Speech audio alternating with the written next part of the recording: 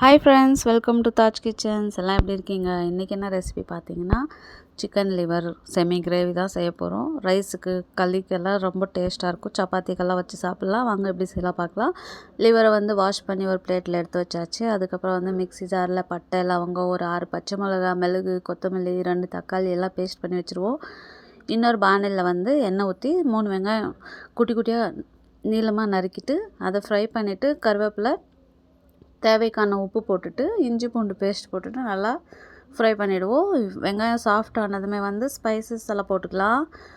மஞ்சள் தூள், மிளகாத்தூள், தனியாத்தூள், கரம் மசாலா தூள் இதெல்லாம் போட்டுட்டு நல்லா ஃப்ரை ஆனதுமே இந்த கழுவி வச்சுருக்கோம் இல்லைங்களா லிவரெல்லாம், அதை போட்டுட்டு நல்லா மிக்ஸ் பண்ணிவிட்டு மூடி வச்சிடலாம். ஒரு 10 மினிட்ஸ் மூடி வச்சுருங்க. அதுக்கப்புறம் மிக்ஸி ஜாரில் ஏற்கனவே பேஸ்ட் பண்ணி வச்சுருக்கோம் இல்லைங்களா, அந்த பேஸ்ட்டை போட்டுட்டு ஃப்ரை பண்ணிவிட்டு தேவையான அளவு தண்ணி ஊற்றிட்டு மூடி வச்சுருங்க. ஒரு 20 மினிட்ஸ் நல்லா வேகட்டும். சாஃப்ட் ஆகிறதுக்கு கொஞ்சம் டைம் எடுக்கும்.